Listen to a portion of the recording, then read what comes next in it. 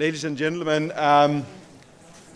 thank you very much for being with us this morning, and we are now to follow up on the second panel of 3 that we'll have this morning before we go to the round table.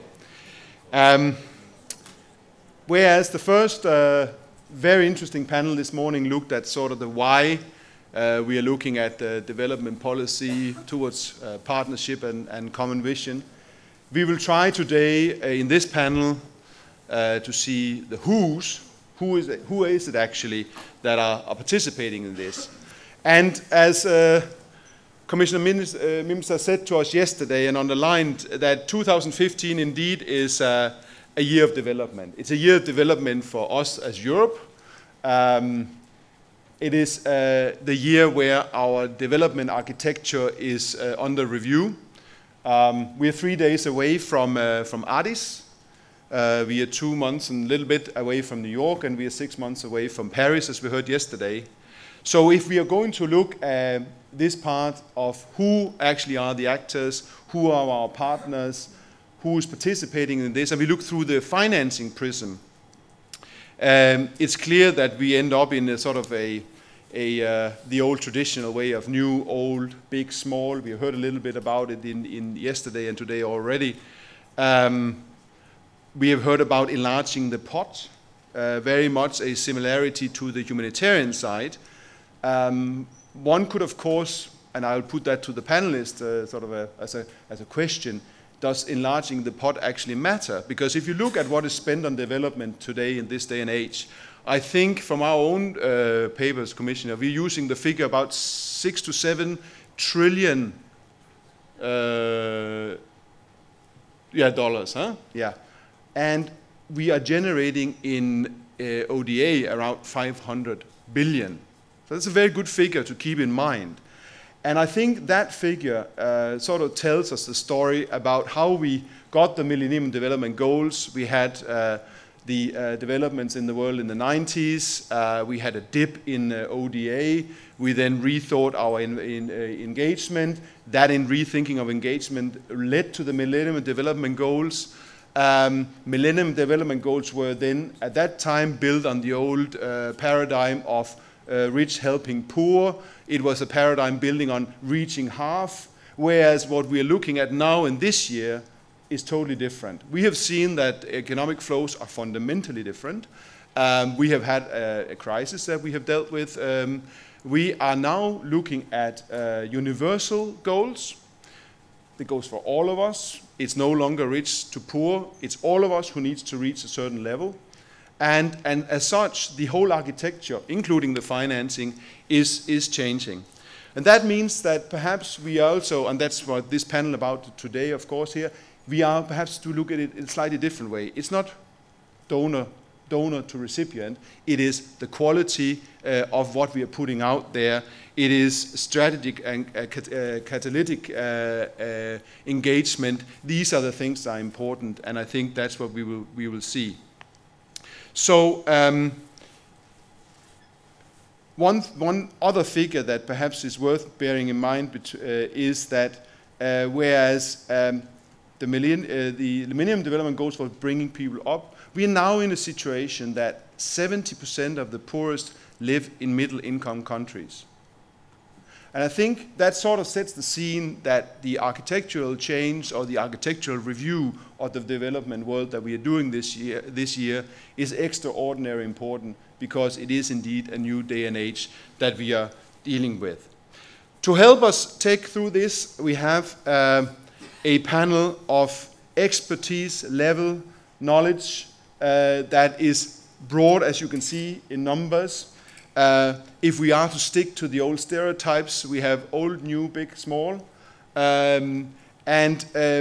Without any further ado, I will leave the panelists to take us through this. And I will like to start with what is de facto my boss, Commissioner for International Cooperation and Development and European Commission, Neven Mimica. Neven, please. Yeah. Thank you, Peter. Well, good morning to everybody. This is a time when we all are shaping what I heard the other day, shaping the new development universe. And therefore, it's important to be together here in Dubrovnik to discuss, to debate precisely the new development agenda. And starting from that point of a timeline when we have to accomplish our agenda wrapping up, I would say that the European Union and its member states remain by far the largest donors of development assistance in the world. But this is just a half of a story, I would say. We also would like to be the best donor, the most effective donor. And then this means that we have to focus our attention on the areas that most need, that our partner countries really need, that they most need, and to those sectors where they can be that our assistance, our contribution can be of most of the impact. Also, I see one important part for the European Union's overall development policy, and this is developing cooperation with the medium-income countries. Of course, that our development cooperation still remains important for the poorest countries, and what we do in the European Union, or better to say, within the European Commission's programs, we focus more than 70% of our overall projects and programs to the least developed countries, which is very high percentage, much more than even the member states from their own individual bilateral development envelopes. And this is important for the poorest country to have as high as possible the level of ODA directed to their needs. But on the other hand, I would say I know very much what the development means in the title of my office or my position, and I'm Commissioner for International Cooperation and Development. With development it's okay, but with international cooperation I still don't see the full picture, and not only me, but I think that we all have to develop this relationship and the partnership between middle-income countries and developed countries in our international cooperation projects, because to cut the development projects to the countries that pass the threshold of mid-income countries, it's not the most effective way of dealing with development issues, because those middle-income countries, they are still very vulnerable. There are a number of inequalities there, and we have to develop even better cooperation programs where their capacities and our capacities could be jointly focused on especially on dealing with the poorest population in the middle-income countries. As you said, more than 70% of the poor people live in middle-income countries. Also, on small donors, I would say that small donors, of course, cannot cover everything, but they can prioritize their resources wisely, and they indeed can find ways to punch above their own weight. For example, by engaging in joint programming with other member states, or forging some specific development cooperation coalitions in order to find a real niche where their contribution could really give the enough needed impacts on the development needs of their partners. Small EU donors who have gone through the accession process can make use of their own experience, be it in transitional processes or post-conflict processes, be it through twinning cooperation, which allowed for effective transfer of know-how to the newer member states before, and now this approach could be adapted for their engagement with developing countries as well. I mentioned in my speech yesterday that last year Croatia was the European Union member states with the highest relative growth of official development assistance as a share of GNI, of its gross national income.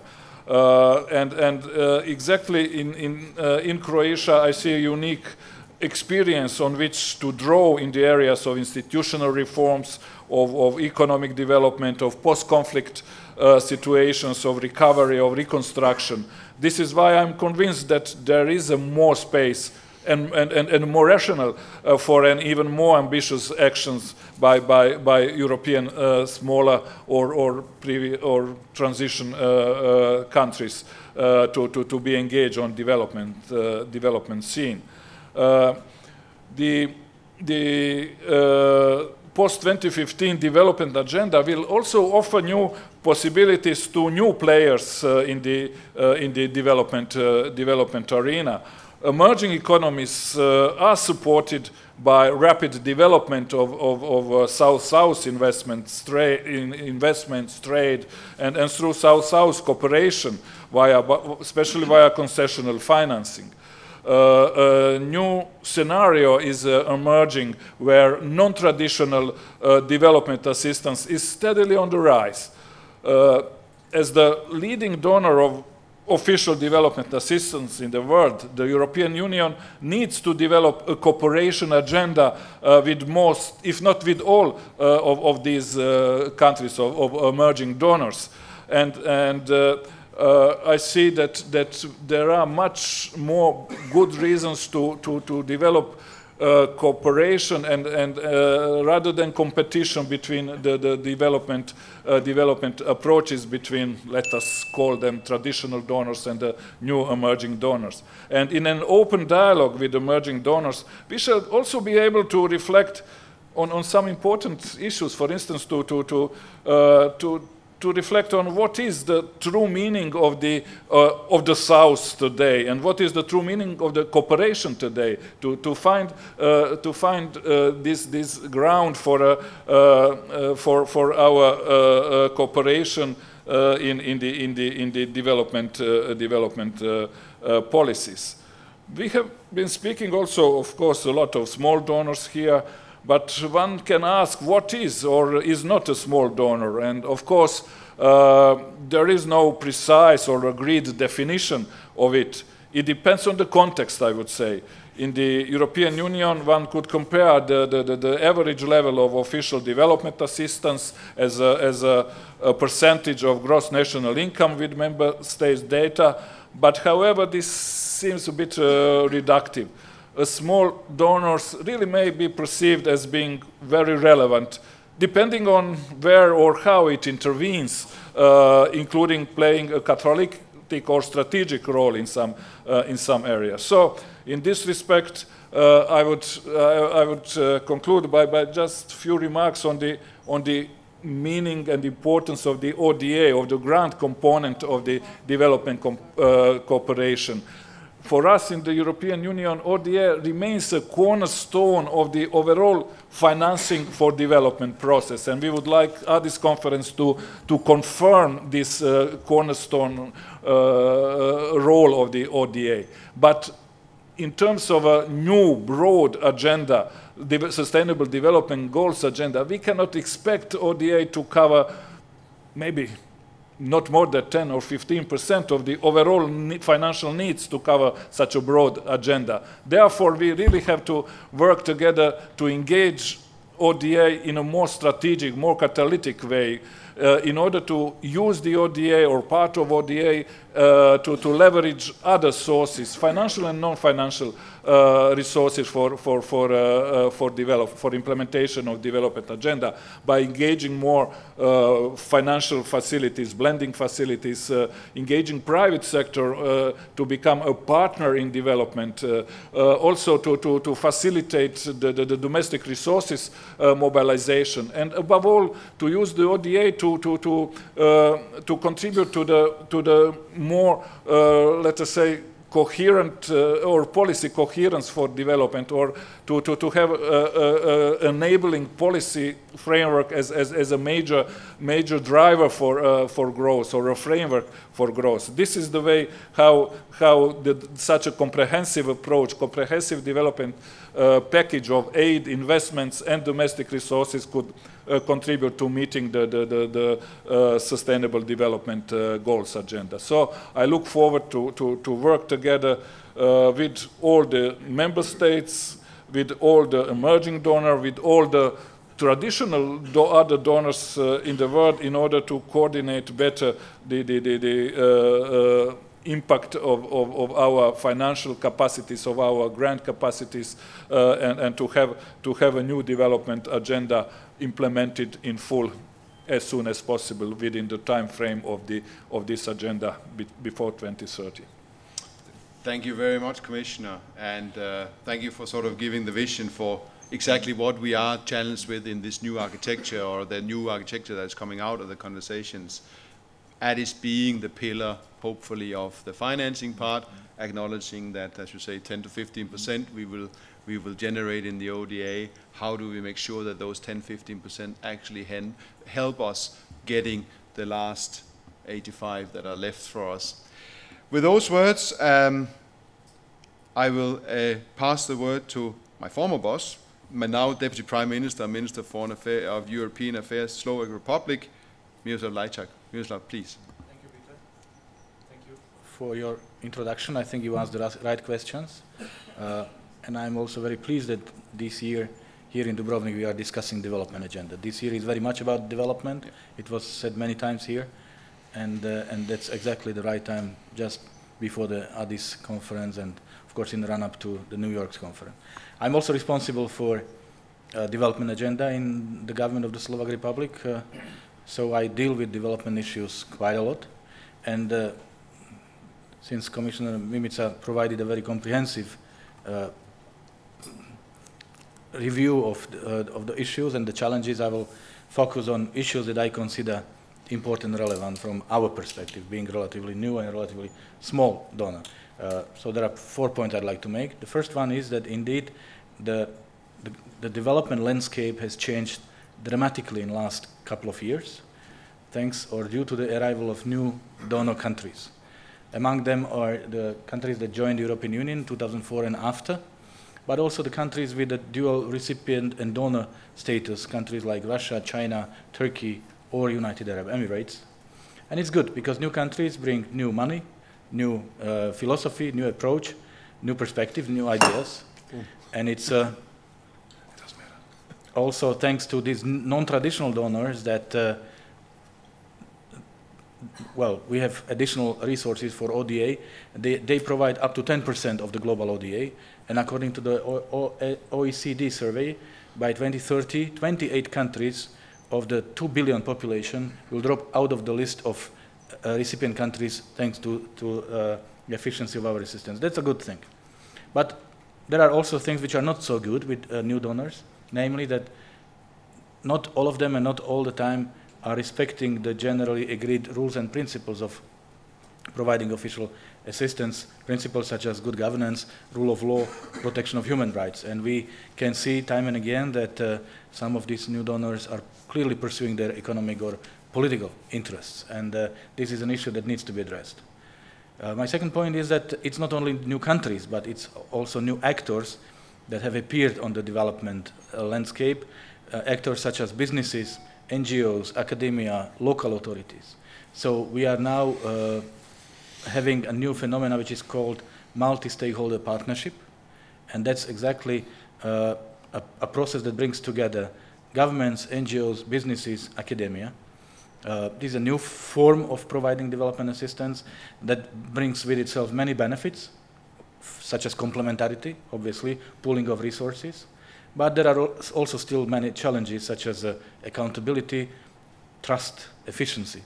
But it's definitely a way to follow, and I just submitted to the government session of the Slovak Republic a new development law 2 days ago that is reflecting on the new changes and makes it more flexible and more efficient for us to provide development assistance. And I want to also appreciate the platform that exists, which is called Global Partnership for Effective Development, which is dealing exactly with this new landscape and with these multi-stakeholder partnerships, and is trying to increase the efficiency of the cooperation between or among different partners. Now, speaking about big and small, traditional and new, I don't see big differences when it comes to the priority goals of the assistance they provide. Mm-hmm. But there are clearly differences in the ways how they act or how we act. And I will make 3 points from my national perspective. First of all, sharing the know-how, transitional know-how. My country, same as Bulgaria, Romania, and others, have successfully accomplished the process of transition, political, economic, social. We have our experience, which is something the traditional donors don't have, which is authentic, which is new, which is relatively successful, and that's what we are offering as a part of our development assistance to countries that are willing to follow the same trajectory, particularly countries of the Western Balkans or Eastern Europe. The second is the dual experience, both of a recipient and donor. So not so long ago, Slovakia became a donor country 11 years ago, so we still have fresh memories of being a recipient countries, and I would dare to say that it helps us probably with a better understanding of our partners' needs and maybe even greater empathy for them. And thirdly, it's what I would call direct strike. We don't provide budget support, we don't provide regranting. We help our subjects, mostly our NGOs that are working directly in the field in the recipient countries with their partners on implementing the project. There are no in-betweens, and we know exactly where and how our money has ended. And that, of course, helps with the transparency and efficiency. And my last point is about the key word, the buzzword of this season, namely sustainability. So we are going to conclude and evaluate the efficiency of the Millennium Development Goals and announce the Sustainable Development Goals this September. It's really important that we learn lessons from the successes and failures, shortcomings of the MDGs, so that we don't repeat them. Clearly, speaking about successes, we can mention the fight against poverty. We have halved the poverty in the world thanks to the MDGs, and also we've managed to reverse the spread of major diseases such as HIV, malaria, and others. On the other hand, there are shortcomings. We did not deliver on maternal mortality or on sustainable environment. But what is probably the most important here is that it is impossible to focus only on a limited number of isolated goals. You cannot be successful in a failed state. So it is therefore really important that we focus on the key principles for a building of an efficient statehood, because there can be no sustainable progress if the rule of law is absent, if the violence is unaddressed, or when the institutions are ineffective. And that's why it's really important that we focus on the promotion of good governance, combating of corruption, strengthening the justice system. So to answer the question you, Peter, asked at the beginning about do we need more resources, more money, well, it's always good. Absolutely, and I'm speaking also for my own country that I'm pushing for increasing the share of our national ODA on our GDP. But what is equally important, if not important, is that we spend the money wisely and we go into the priority area so that we help the countries to develop. Thank you very much. Thank you very much, Miroslav. And as our panel before us concluded, no development without peace, we are taking it a notch up, no development without rule of law, because as we've seen also in some of the things that are challenging the Mediterranean, the Andaman Sea, is that some of those development challenges that are root causes for some of the migration flows we're seeing these days, well, some of those challenges, they come exactly from what you are pointing to there, and therefore important that good governance, transparency, and human rights, that they are all kept in mind when we actually are helping. That takes us to Bulgaria, Minister of Foreign Affairs for the Republic of Bulgaria, Daniel Mitov. Please, Daniel. Well, Peter, thank you very much. And turns out I'm the first one in the row not to be your present or former boss. Yes, yes, that's true. Yet. Yeah, Yet. We'll see. Who knows? First, I would like to start with those two notions of the small and the big donors. You're as small or as big as your ambitions are. That's usually what it is. You could be one of those new-coming donors in a transition after being a donor recipient to being already a donor and provider of aid with small resources, but they need to be very focused. You need to really know, in coordination with everyone else, of course, and in coordination with the priorities, but to know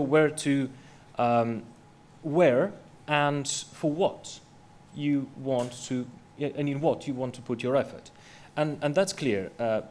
The so-called small donors, in good cooperation, and here I agree with Vesna, she's not here right now, but she has this notion that good interaction between the so-called small donors could actually turn into a real force.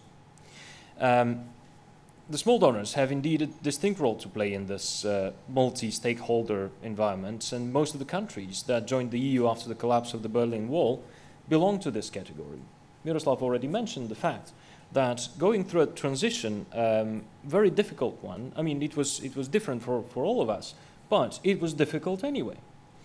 There are so many common things during the transition of other countries, especially in the eastern neighborhoods and in the MENA region, even if you will, that in the minute in which someone who comes from our countries, the so-called new donor countries, and encounters the problem that the countries in transition are, you immediately recognize what you have been already through.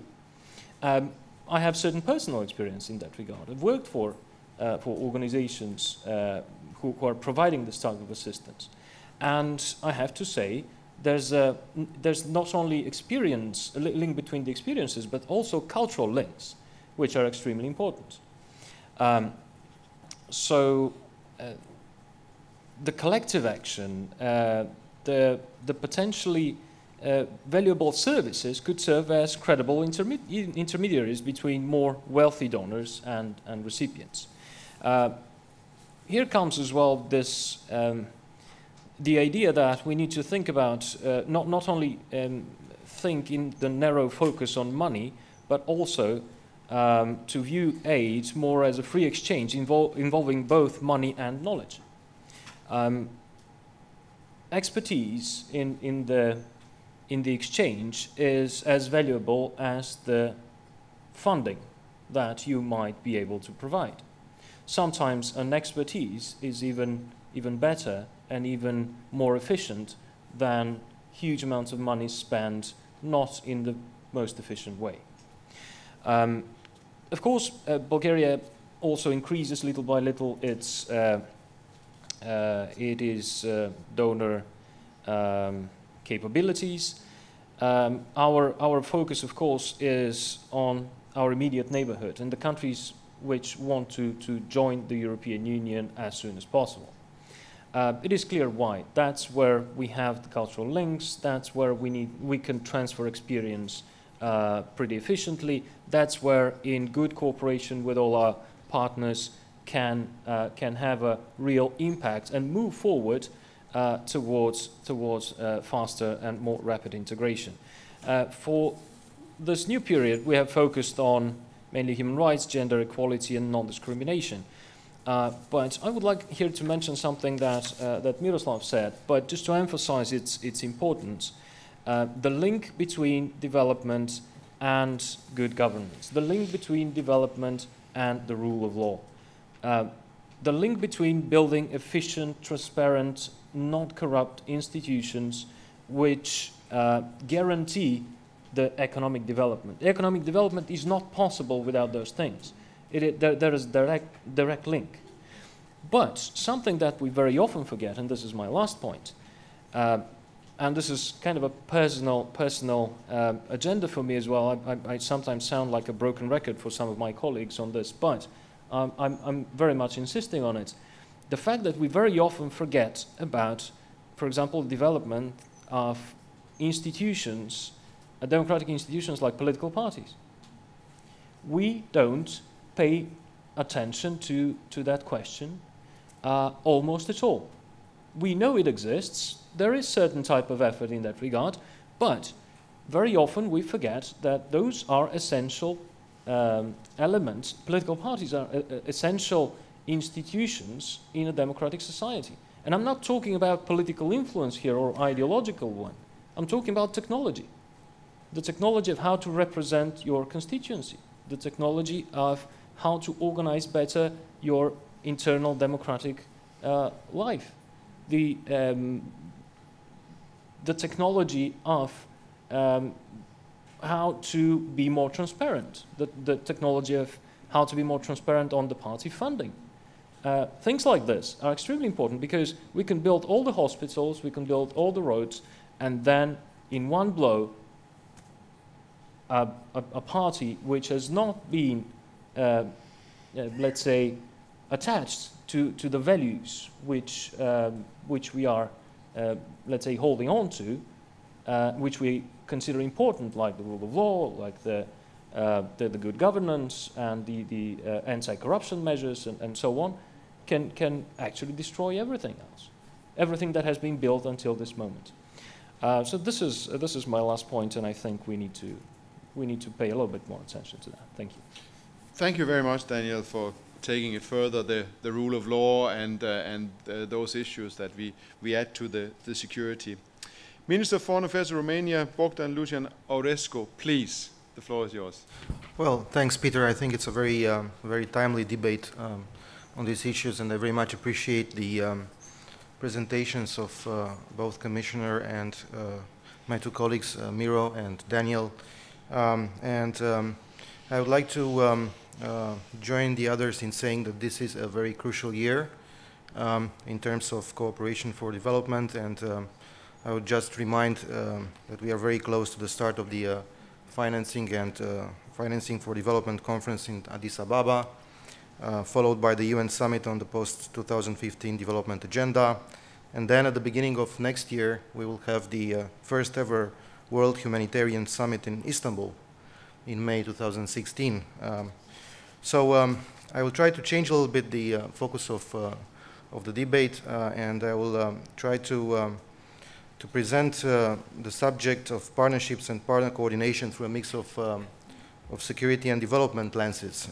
I will start with some of the global common trends and challenges, then I will go to the importance and need for coordination between various sectors, and focusing on the interrelation between security and development, and then with some specific, I will come with some specific proposals for improving the result-oriented politics. So there are a lot of challenges and trends. There's a multidimensional and complex nature of today's global threats. So I think our foreign policy, which includes, of course, the cooperation for development, should focus on preventive actions, and the development cooperation is an important tool in that regard. So we have what we have on the table in terms of global challenges. We have demographic pressures, we have failures in economic development, we have a combination of challenges related to income distribution and the right to political representation, deep problems with discrimination, threat posed by terrorist organizations, flow of migrants and refugees. All these are contributing to global instability. Some of these are in fact causes for other of this mix of challenges. For instance, the fight against terrorism is directly linked to fighting ethnic and religious discrimination and marginalization universally, which is one of the main sources of radicalization. And I would also mention the fact that today there are more young people in the world than ever before. According to UNFPA, currently about 1.8 billion young people between the ages of 10 and 24 live in the world. So we have the largest youth population ever. Many of them are concentrated in developing countries, and in fact the world's 48 less developed countries, children and adolescents make up the majority of the population. This is both an opportunity but also a challenge because of the phenomena of unemployment and marginalization. So the negotiations for the post-2015 should focus on these challenges as well, finding the common denominator in countering these challenges. And here I can only support what was previously said by both Miro and Daniel about the importance of good governance, peace and security, which are going to be and should be supported by the cooperation for development. And you have mentioned before, both of you, about the new versus old donors, and I fully agree with what you said. There are new donors within the EU, our countries, for instance. But there is also another interesting phenomenon. There are countries which are on the list of the eligible list of cooperation or assistance for development, which are at the same time becoming donors. It is important to coordinate and cooperate also with these countries. So there are countries which are at the same time beneficiaries, still beneficiaries, but also are starting a process of providing assistance for development. You have also discussed about small versus big donors. I fully agree that, well, there is, this distinction is not that important. This is a matter where size doesn't matter. I think it's important to coordinate and to focus on all available resources in a very innovative manner, where money is not the only thing which matters, but also the concept and the areas where we are focusing on, like good governance and rule of law that were already mentioned. So we need more coordination among all stakeholders, be they small, big, new, old. Also, I very much appreciate what Miro just said about the other stakeholders than the state stakeholders. And we also have to focus on these dimensions of foreign policy, especially when we take a look at the neighborhood of the EU. We are focusing both on the southern and the eastern neighborhood of EU and NATO, as a matter of fact.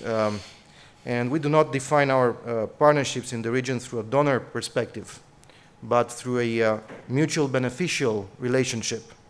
Of course, development cooperation has an important role in creating implementation instruments, but coordination must take place at more levels than just at the donor level, especially that the financial means are not enough and most of the time are not sufficient. So more efficiency must be obtained with less means, and this is also part of the added value that the emerging countries can bring to the table. So the nexus, security cooperation for development, is at the very core of the EU comprehensive approach, one of the most important concepts developed by the EU in the last years, but finding the instruments to address the common denominators is not an easy task.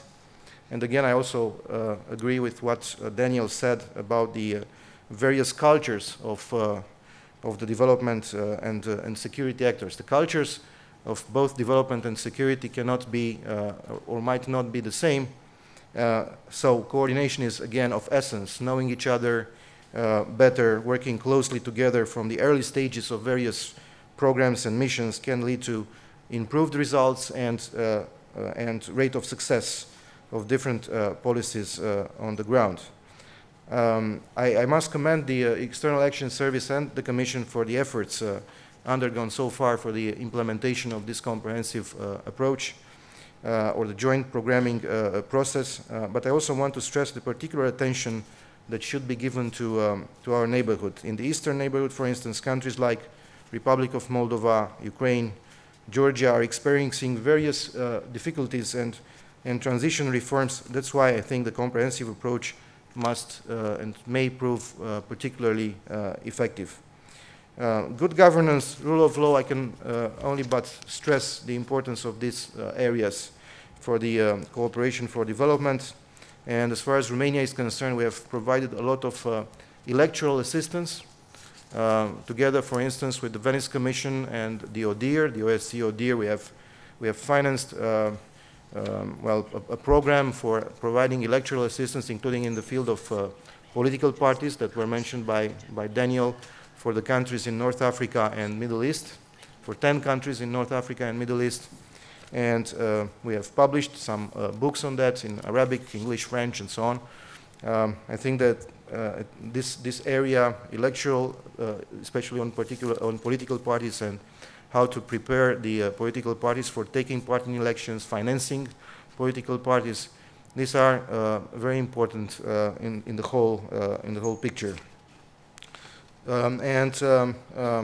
Such programs are important even if we speak about our close neighborhood or countries like Mexico or countries in the Middle East region.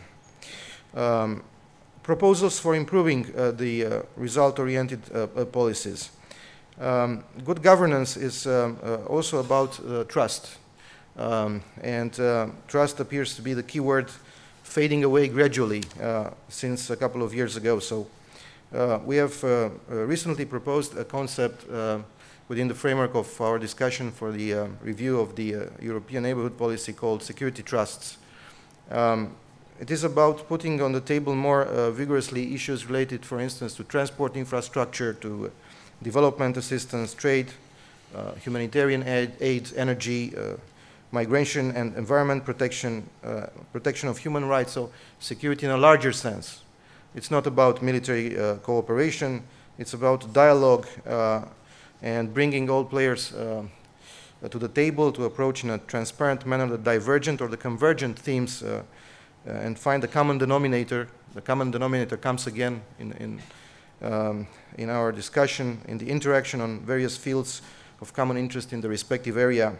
So I think the EU needs to pay more attention and provide more assistance, including through the cooperation for development, for creating this belt of trust and security around us. The concept of discussing with the neighbors of the neighbors. This is about these platforms for dialogue, for security issues in a larger sense that we have called security trust at the beginning. And I think the model of development, political, economic security generated in the 19th in the Central Europe could be extended also to the ENP space and even beyond.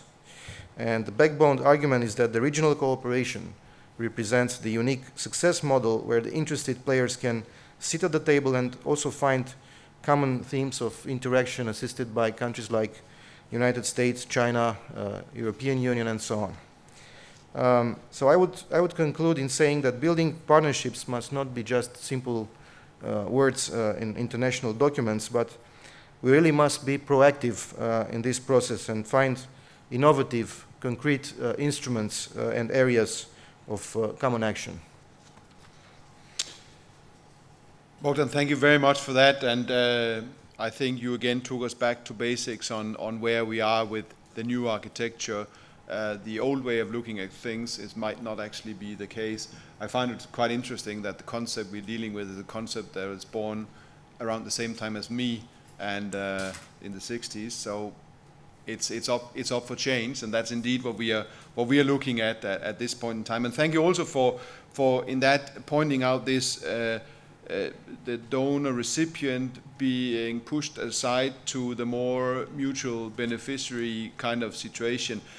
On a daily basis in my work in Geneva, where we deal with development in the UN system, a number of my colleagues there had taught me that they don't look at the donor recipient anymore. They're talking about non-hierarchical partnerships, especially South-South. And I think it's whether we will buy the concept, I think the concept is there and we have to accept it. And I also see what we are doing in our own development is going in that direction. So thank you very much for that. That takes us now to a little bit outside of sort of the I worked in my sphere of security, because now we was EU. We are now going beyond, because this is indeed about going beyond. It is a development in the modern world. As I start out by saying, the way we looked at it is nowhere the same. So it's really, it's not donor to recipient, it is together. And that, I think, is very, very important. And that's why it's important to get the perspective from Namibia. I welcome very much Maureen Magreth Hinda, Deputy Minister of International Relations and Corporations. Please, the floor is yours. Thank you very much. And I am highly honored to join this timely conference, and particularly on the panel, on this panel, to give you some perspective from the southern part of Africa, mainly Namibia. Also, important to mention that Namibia is fairly peaceful and on the verge of transforming its economy. The Croatian Forum is an excellent concept for driving the debate on development partnership. Our greetings to the President and Prime Minister and the entire government of Croatia for the warm hospitality accorded to us. And I'm proud to be part of this discourse. Can small and big donors cooperate? A definite yes. Seeing that synergy could be created to progressively advance the sustainable development of the most vulnerable segments of our nations, as well as for countries like Namibia, which is on the verge and can transform with targeted assistance to join and assist others. As a matter of fact, new players to the rendering of donor assistance, especially the transformed economies like the EU members from Central and Eastern Europe, can definitely play a decisive role in changing the economic and developmental imbalance. Suffice to say, these countries bring to the table competitive advantages and experiences that they themselves were recently recipients, and recent memory of donor aid can shape development cooperation politics in a new direction that is pro-recipient and target-oriented. Of course, emerging economies such as BRICS grouping can also bring a different dimension to this development dialogue and could be part of it. Creating space for such synergies, in turn, can help us bridge the geo-economic and political divide between North and the South, which is a major challenge to institutional and capacity building for sustainable development in terms of our post-2015 development agenda. Namibia acknowledged that there are big and small donors, but the debate instead should focus on synergies, as they are both integral part of the bigger picture in terms of advancing programs aimed at sustainable development and creating resilience for the most vulnerable segments of our societies, including guaranteeing their welfare through the creation of society safety nets. On the question of why countries that are not rich themselves should provide development aid to others, in fact, Namibia is a country that is in the process of transforming from an unfortunate colonial apartheid past into a society which is inclusive, with opportunities for all, and, as a matter of fact, is not a rich country in the real sense of the word, given the structural imbalances that we inherited. But we extended assistance in times of need, such as partaking in the UN peacekeeping missions based on our convictions of commonness and coexistence and issues related to interdependency and solidarity for common public good. These convictions are further reinforced by the notion that the world of today has become more globalized than ever before, meaning that there is the aspect of interdependency that would oblige us all to traverse this interwoven path to conquer the impediment to sustainable development through mutual cooperation. In other words, we are focused on looking at new approaches to development cooperation.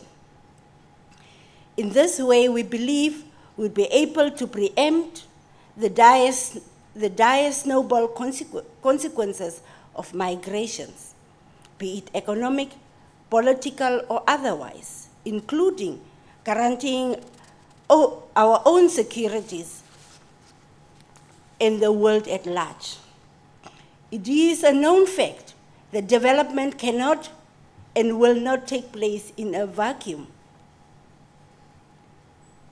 Stability, peace, and security are prerequisites thereof. What type of projects should new donors then focus on?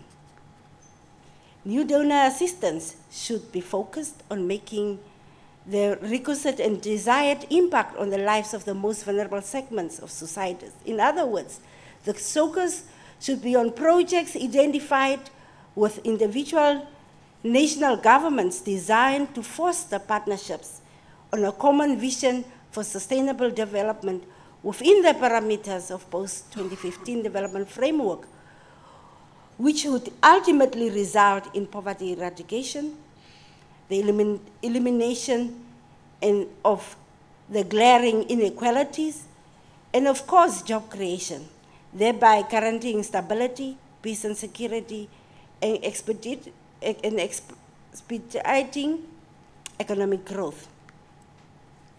In Namibia, we realize that these ambitious initiatives, and also as it seems that, on a lighter note, that Africans are following their role materials, we crafted a policy entitled Growth at Home, which indeed is our strategy towards industrialization.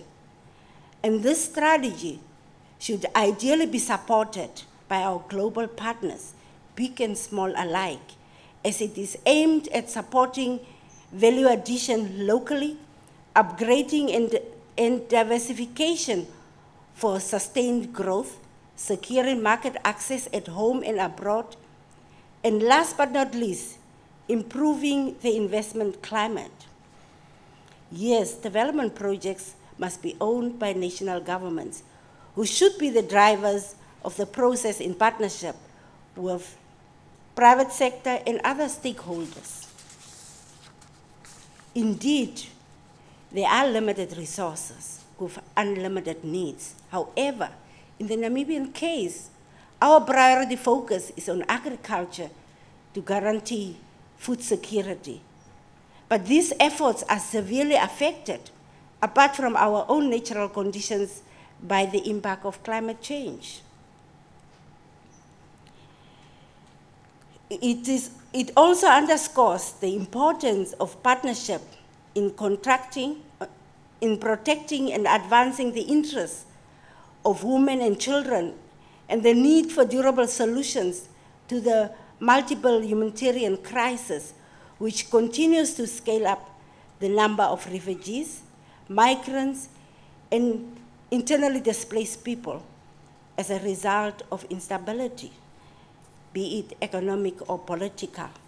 Finally, I would wish to observe, in the same way as the previous speakers, that imposed structural adjustment programs, the so-called austerity measures, have proven themselves to be destined for failure,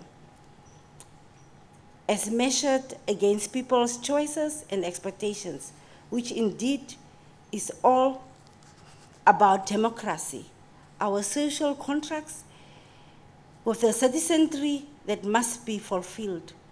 Recent political developments in the world, and not far from here, have just proved that.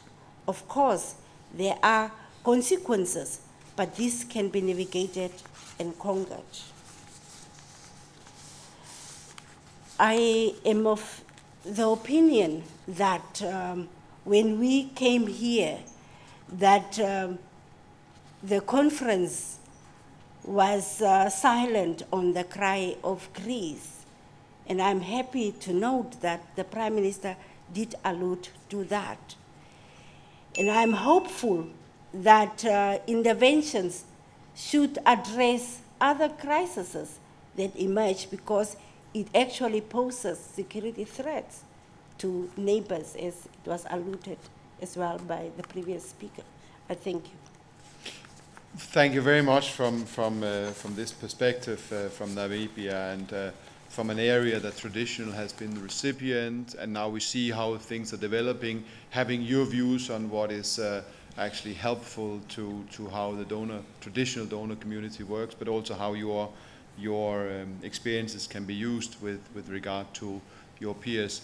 Thank you very much for reminding us about what was referenced in last session as well, namely that we at this point in time live in a world where, as Erik said in the previous panel, we might on paper progress and have more a calm world where the biggest threat to youth is road accidents. It's not war, it's not illnesses, but we are still living in a world where we have 51.2 million people on the go, either as refugees or asylum seekers, many of which can be led back to some to conflict, some to development issues. So this is very important to have that point reminded again and again.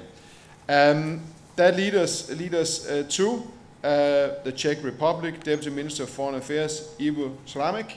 Ivo, please. Mm-hmm. Thank you very much, Mr. Chairman. I think this is a very topical debate, and obviously we are facing new serious challenges which require new set of answers, and definitely development and humanitarian aid is part of this answer. Taking it from the perspective of the Czech Republic, which is not a new donor country, as we ceased to receive any foreign assistance more than 20 years ago and becoming exclusively donor country, we accumulated certain experience and focusing mostly on our comparative advantages which we can offer. And one of these areas of our experience is sharing our transitional experience, and it is widely used in our ODA technical assistance projects dedicated to support democracy and human rights, using, as I said, the Czech recent experience with the social transition and democratization of the country.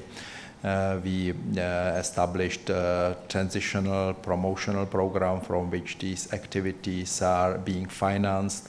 We also work through the Czech UNDP Trust Fund, which fund projects which are focused on capacity building of partner institutions and transfer of knowledge and experience and support of civil societies.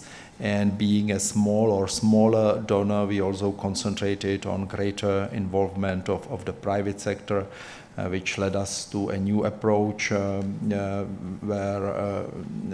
we take all development relevant financial flows under one common framework. I think that from those lessons learned during the last 20 years and talking about small or bigger donors, I think that concerning the smaller donors, as they have obviously smaller aid budgets, they often concentrate their development and humanitarian aid on fewer recipients and recipients which are regionally focused. Also, I think there is quite a unique experience because some of these smaller donors have both, donor and recipient experience, and as a result, they have very good, knowledge in administering aid internally as well as externally. And also we have very good experience. In terms of combining our projects with others, especially working within the Visegrad 4 group, and focusing on cooperation in Eastern Partnership region and elsewhere. So these are those traditional lessons learned of a rather smaller donor country. But in concluding, I'd like to embrace the overarching idea of this conference, or one of the overarching ideas of this conference, which is strengthening the coherence between the foreign and development policy, because I think it's very important to do things together. As you also mentioned, Mr. Chairman, in order to get greater impact, especially when dealing with sources of instability. And I think that this should be valid for small as well as for big donors, and for the Czech Republic, it is very important to do it within the framework of the common foreign and security policy of the European Union. Thank you. Thank you very much for that, and exactly this coherence is, as I think we see out of the panel discussions, also what we hear now, this is where things are moving. So that is indeed perhaps the order of the day, where as we see it, there might be ministers of each, they might be merged into one, so as there are different models in different countries, but I think it's a reflection of the fact, namely, that these two things go hand in hand. So thank you very much for that. That takes us to the Republic of Sudan. State Minister of Foreign Affairs, Kamal, Aldin, Ismael, Saeed. Very welcome, the floor is yours. Thank you, Mr. Peter. At the outset, I have to thank the Croatian government for availing this opportunity to come to this very challenging, intellectually challenging forum. But I have been listening to the people during yesterday and today, and people more or less are concerned about what is going on this part of the world. Let me take you to the other side of the coin. The way we think, the way we perceive things from the other side. Last year, I think, in January this year, we have the African Summit in Addis. And before that summit, we have a retreat. In that retreat, we were discussing how to develop Africa during this foreseen future. When I remember one of the very good ideas is that they said, if we continue to think that in that traditional way, we will go nowhere. We have to produce crazy ideas, new ideas, so we can no longer believe or think that things business as usual. No, there is a problem, there is a crisis. Let us diagnose the problem. Problem in the world, there is conflicts, there is a war, there is crisis. While there is a huge funds over there, there is technical know-how, there is technology. So what is the problem? Why could we mix all that fund and technology and technical know-how with the resources available so we can develop that part of the world as well as the globe as well, the globe as well? The problem is that the thinking pattern that we have. We have a very traditional thinking pattern has been developed since the Second World War II. And that pattern prevails and dominates up to now. Have we continued to think that way, we will go nowhere. We need to think differently. The amount and the level of information and knowledge has been spread all over. Needs and expectations of populations has been increased dramatically.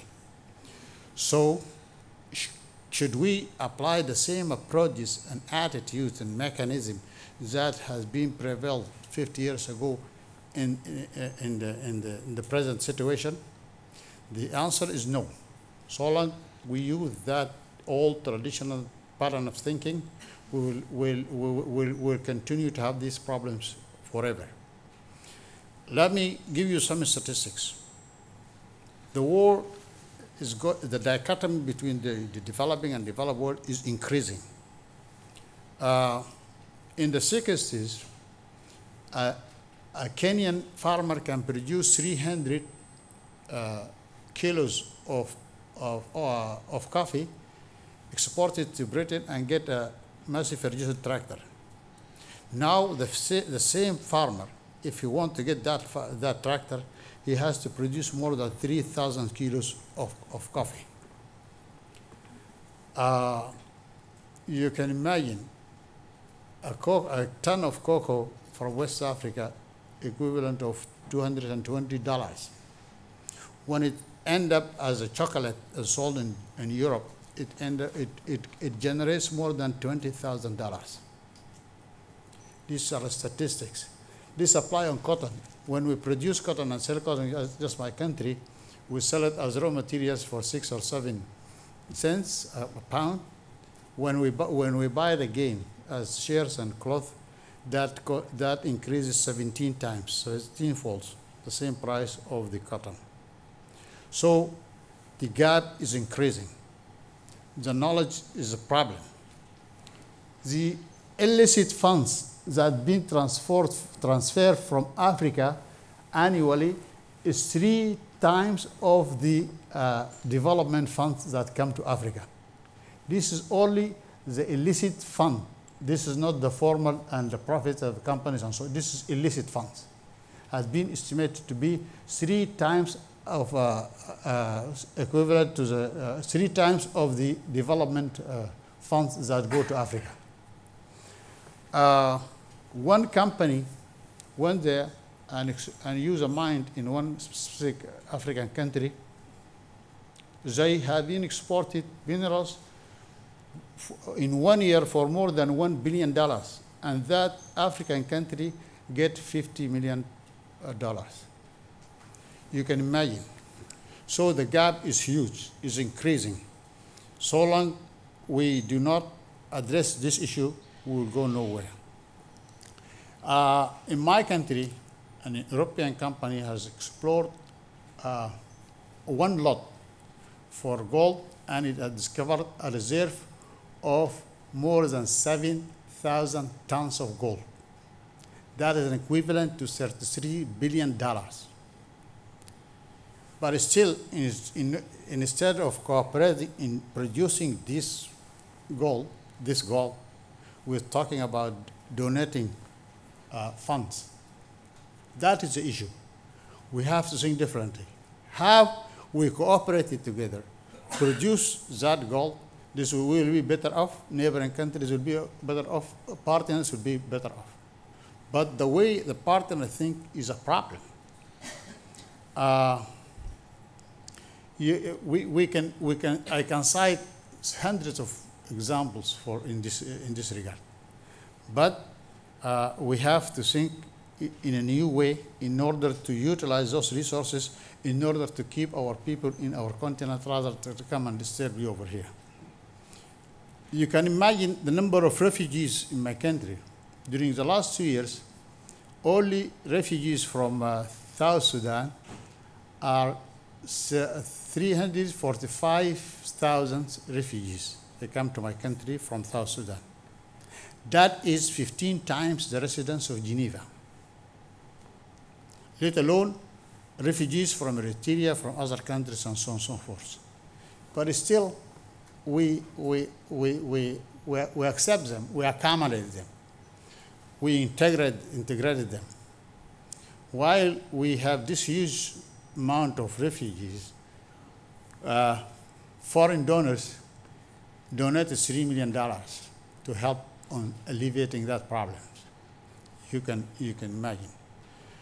My country, after we produced oil in 1998, we managed to achieve more than 9% growth rate consecutively for 6 years. By that time, the growth rate in Europe was less than 3%. But still, the gap is widening. Because we're talking about 9% of a $1 billion economy, while we're talking about 3% of a multi-billion type of economies.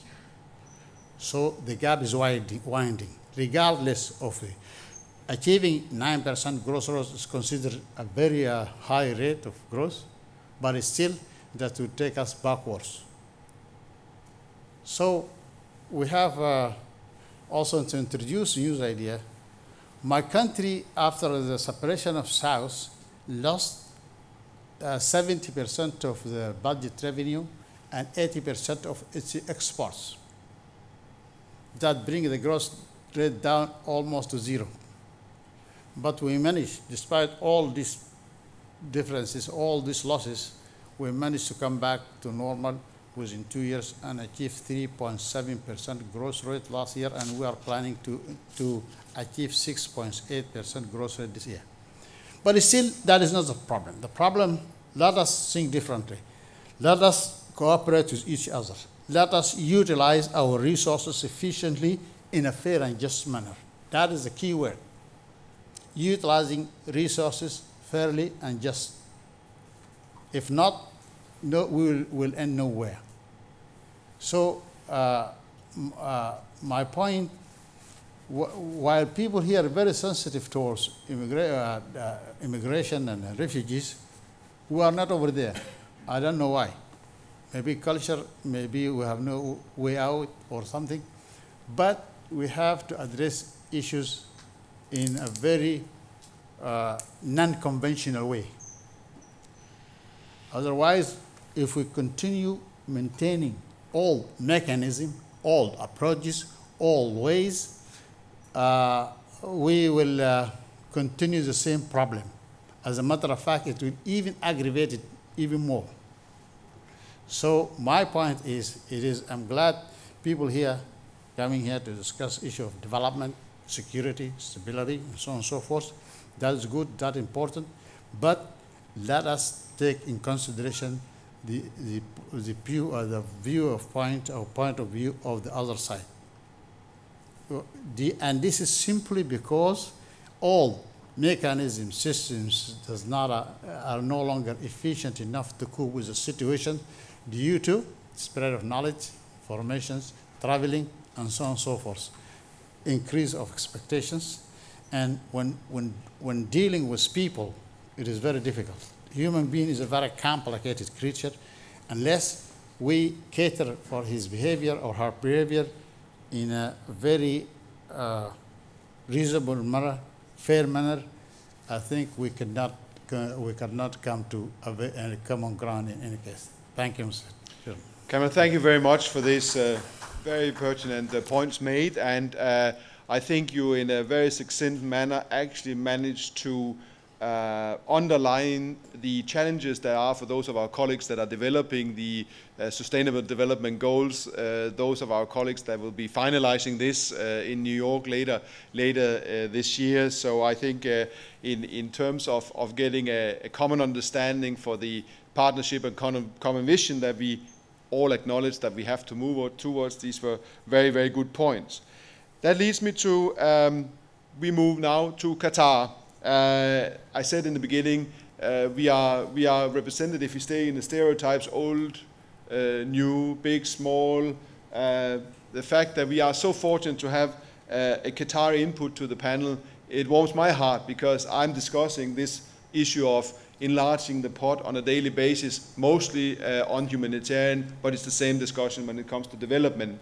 And therefore, it's a particular pleasure to be able to welcome Assistant Minister for Foreign Affairs of the State of Qatar, Ahmed Mohammed Al-Meraki, to the panel. The floor is yours. Thank you, Chairman.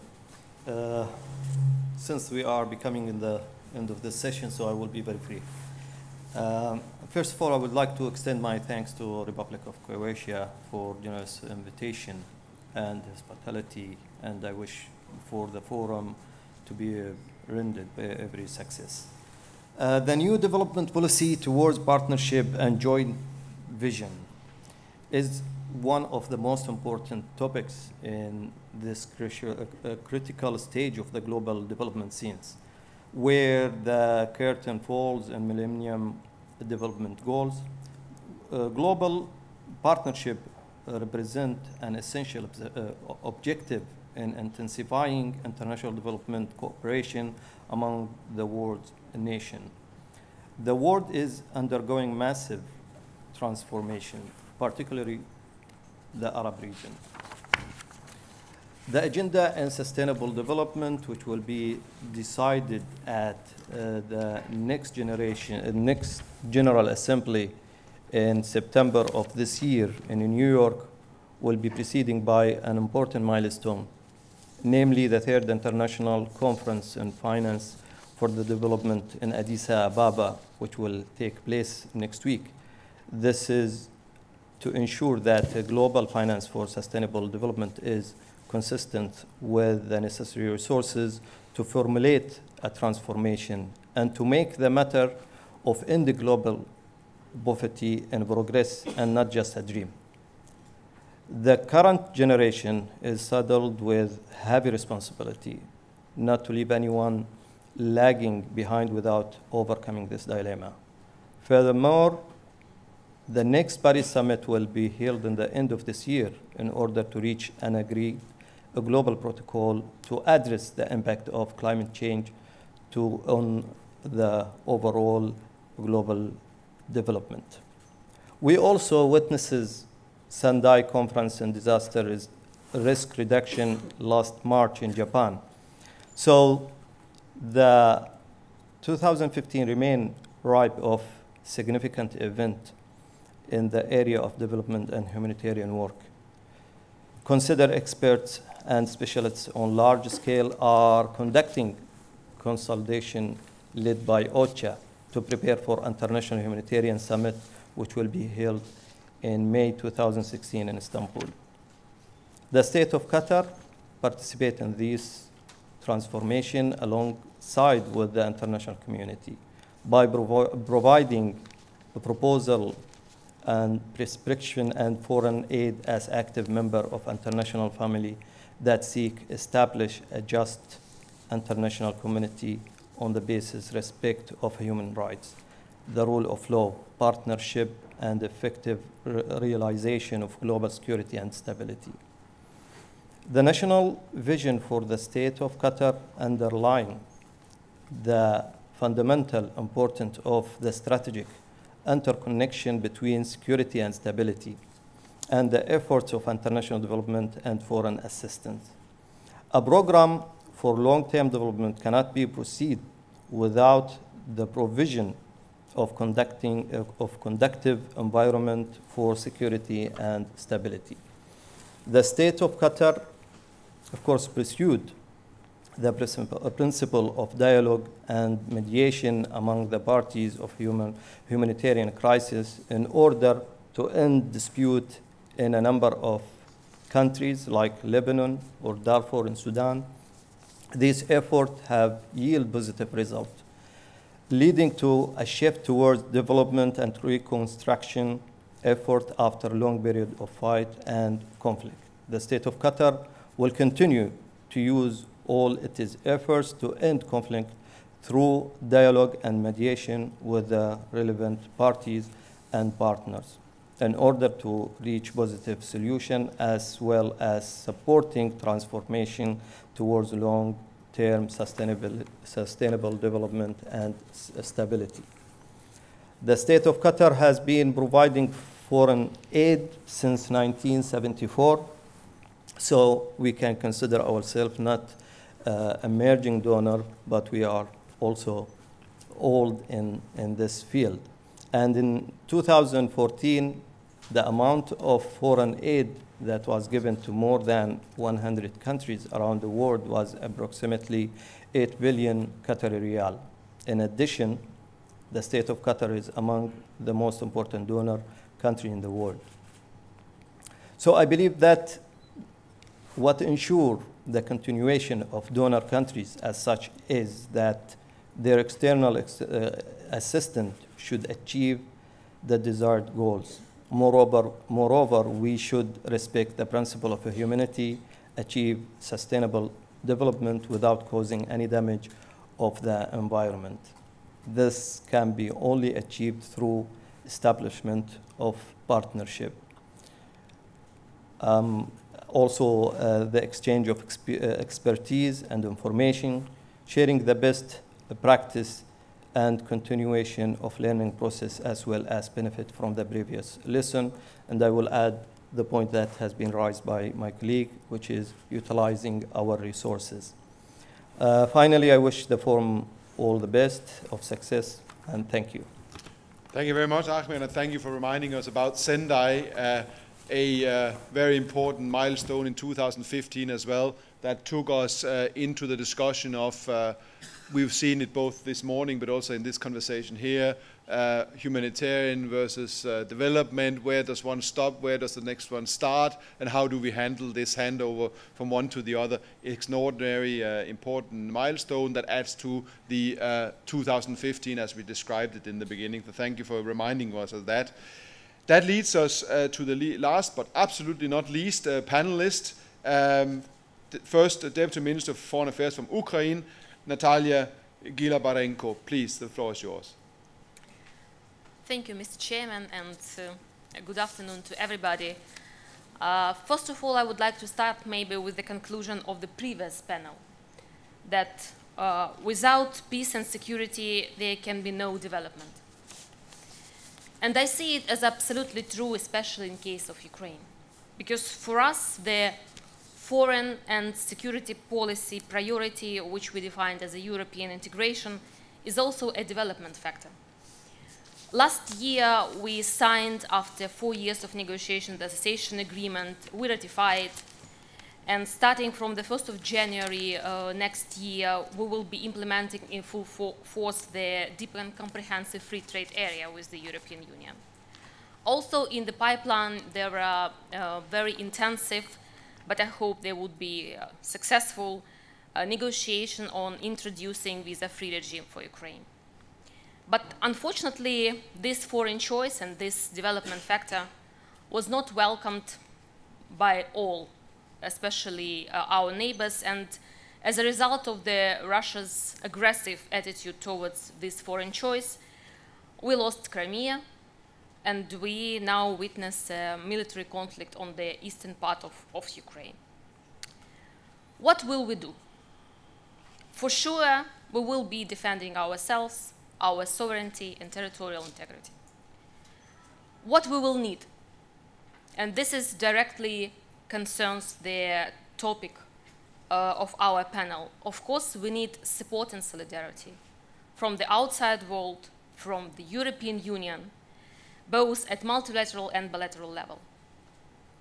This support includes, of course, financial assistance, and in this sense, I am very pleased to confirm that the previous year and this year, we are receiving the unprecedented volume of financial assistance coming from the European Union, from the United States, Canada, other countries.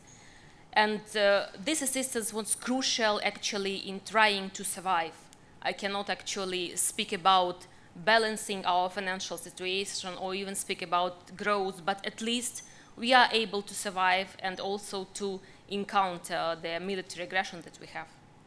This also includes political support, and I'm talking not about only political statements and declarations, which are also very important, but also about a very tough and clear position of our Western partners on not recognizing Crimea occupation and also on introducing sanctions, but not as a tool, as a punishment, but as a leverage in order to stimulate our northern neighbor to behave better in a more civilized manner.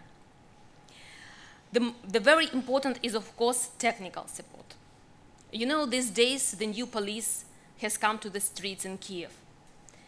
And this is an unprecedented project because traditionally in Ukraine, the police system, the judges, the most corrupted and in fact most hated by the population. That was made possible because also American, Canada assistance, they also helped us very much with training in the new policemen to show that the new police people, new generation will be going to the streets.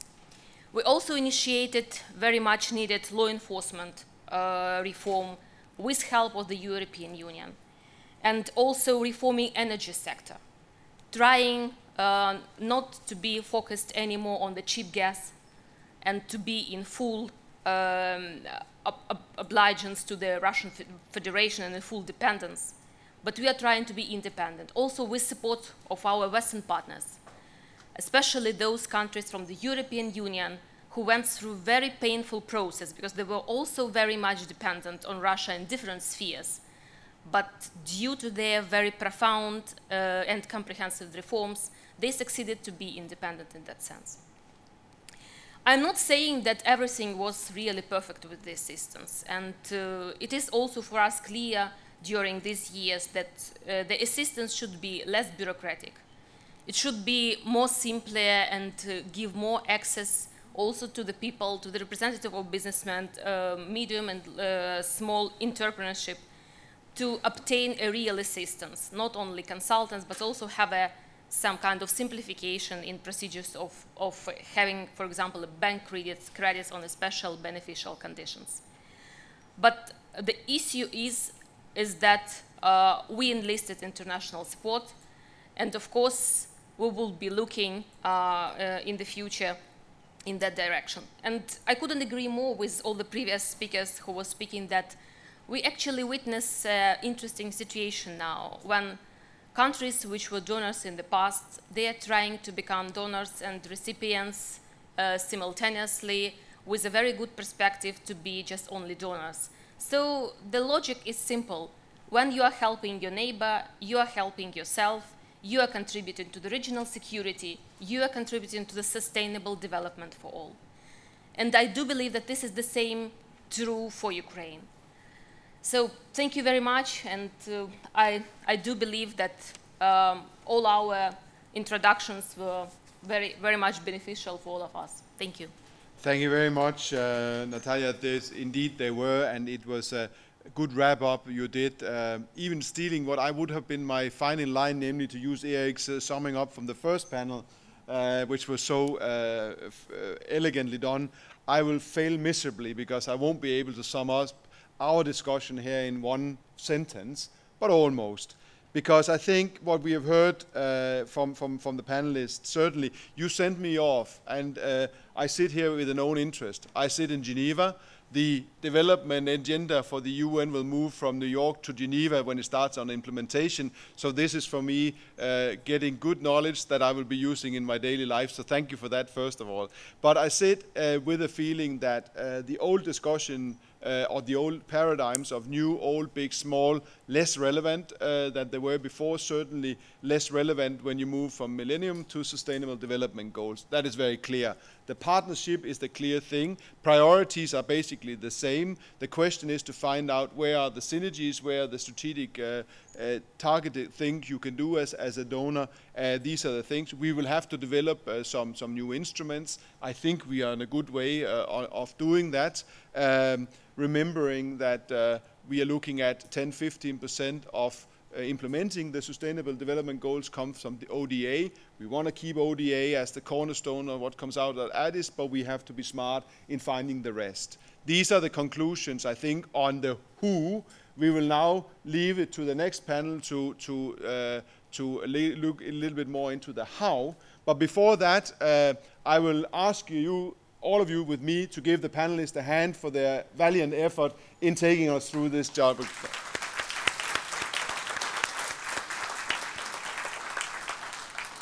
And then I have promised Vesna to introduce a special address we will have today from the Parliamentary Vice Minister for Foreign Affairs of Japan, Mr. Kentaro Sonura, who will be with us here. Please. And I will.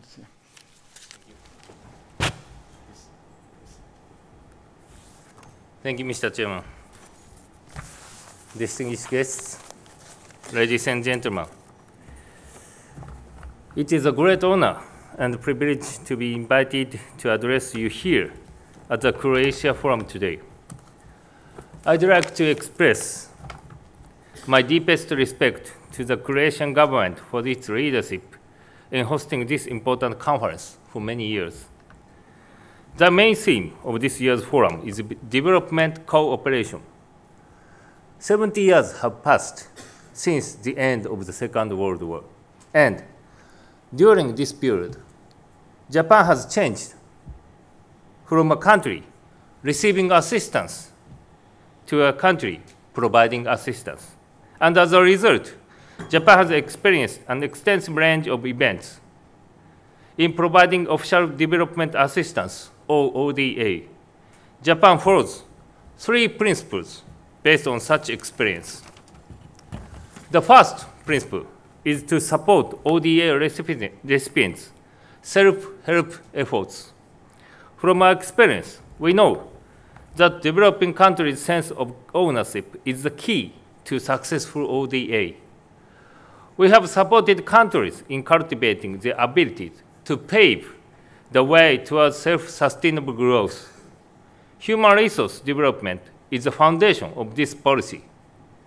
To date, we have sent more than 120,000 experts to host countries around the world, and Japan has accepted over 500,000 trainees. The second principle is to achieve sustainable economic growth. Poverty eradication is impossible without economic growth. We provide ODA help countries construct their socio-economic infrastructure, including bridges, roads, ports, and harbors, with a view to attracting investment from a private sector. We aim to generate employment and sustainable growth, and ultimately help to eradicate poverty in those countries. We are confident that this assistance approach has greatly contributed to the dramatic development of Asian countries.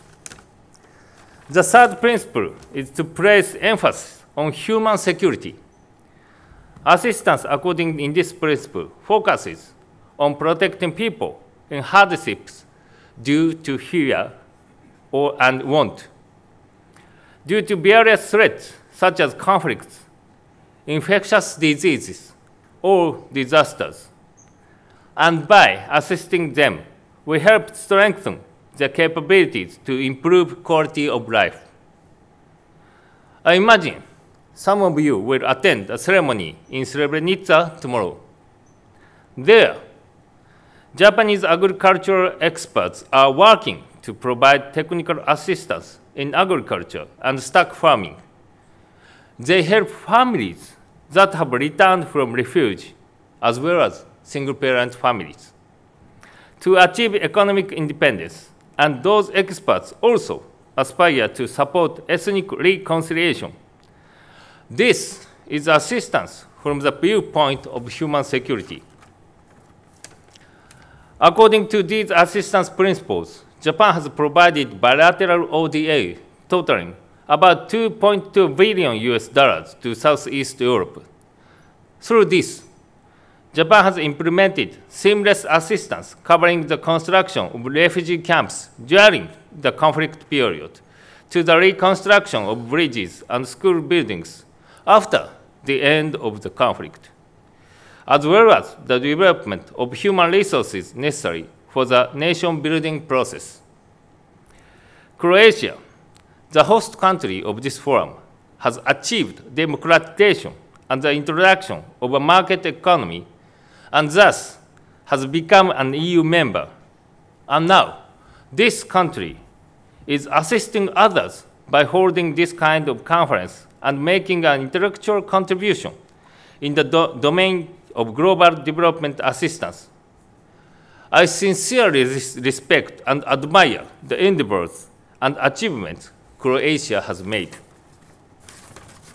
I believe that the bilateral partnerships between Japan and the Southeast European countries should be led by investment from the private sectors of both countries in the future.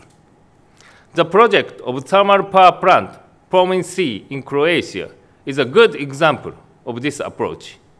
At the same time, Japan will continue to provide support through ODA to cope with issues that remain unsolved in this region, such as establishing political stability and taking measures to solve environmental problems.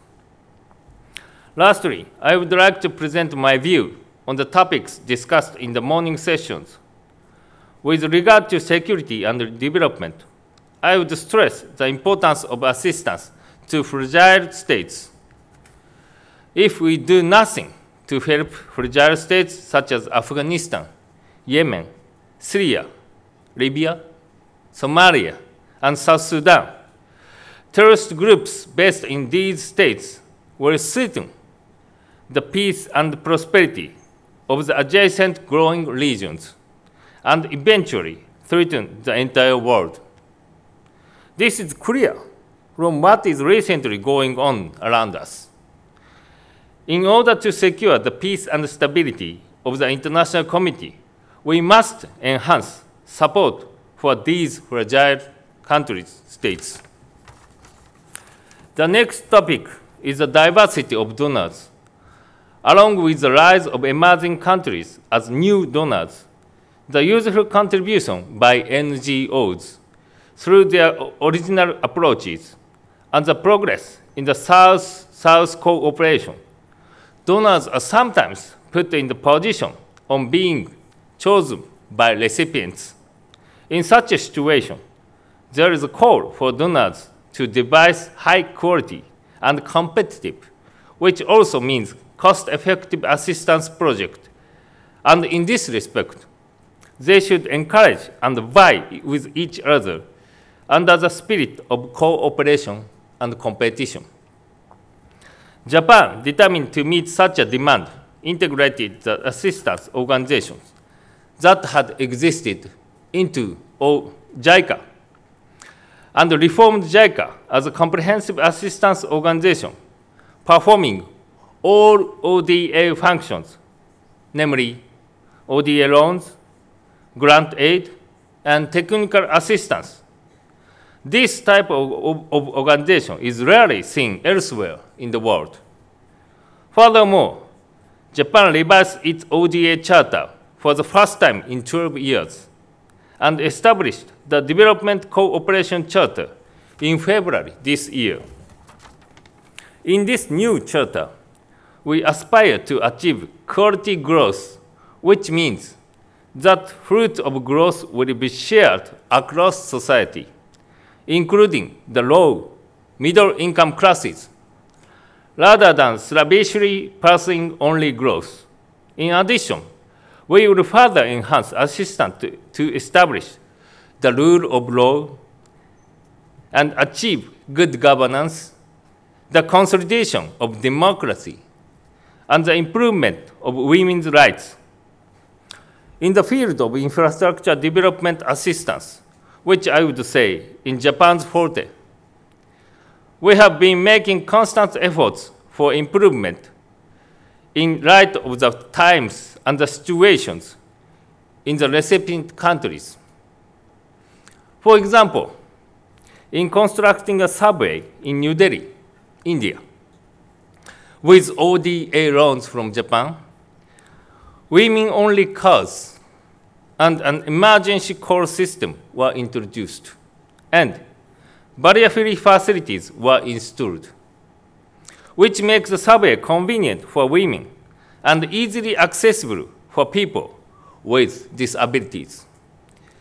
We will continue to provide high-quality infrastructure that is durable, easy to use, environmentally friendly, and cost-effective. In this age, when the world is experiencing great changes, ODA has a new role to play as investment for the future. In accordance with the tradition of the 60-year-old Japanese assistance model, we will actively contribute to the discussions on development issues in the international community, seeking to find a form of ODA that is capable of fulfilling the functions to meet the needs of the times.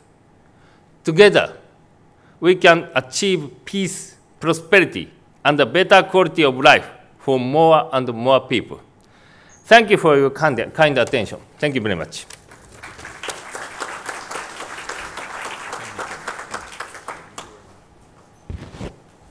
I think it's left to me to say that was it. Thank you very much for joining us. See you all back here after the break. Thank you.